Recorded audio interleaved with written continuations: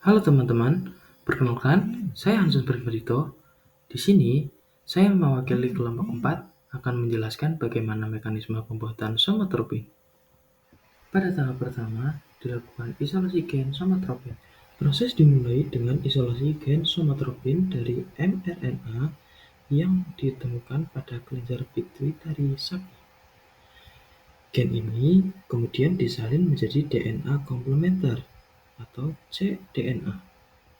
Tahapan kedua dilakukan konstruksi plasmid rekombinan.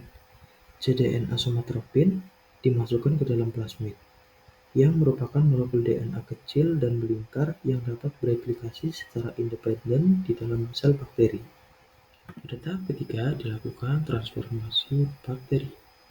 Plasmid rekombinan kemudian dimasukkan ke dalam sel bakteri, biasanya digunakan menggunakan bakteri E. coli.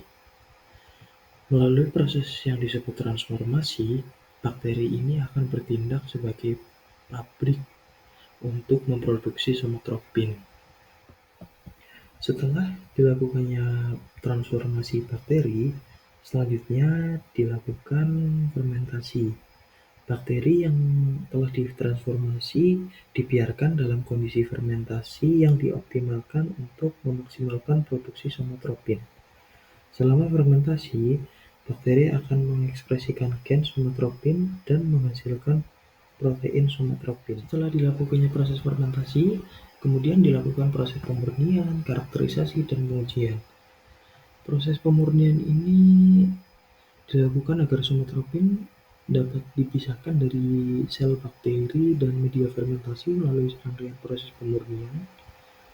Proses ini melibatkan teknik seperti kromatografi untuk memastikan somatropin yang dihasilkan itu memiliki kemurnian yang tinggi. Dan karakterisasi dan juga pengujian juga penting dilakukan agar produk somatropin yang telah dimurnikan kemudian dikarakterisasi dan diuji menggunakan metode fisikokimia dan biologis untuk memastikan kualitas dan aktivitas biologisnya. Metode yang dilakukan dalam karakterisasi dan pengujian ini biasanya dilakukan menggunakan metode kromatografi cair kinerja tinggi atau HPLC dan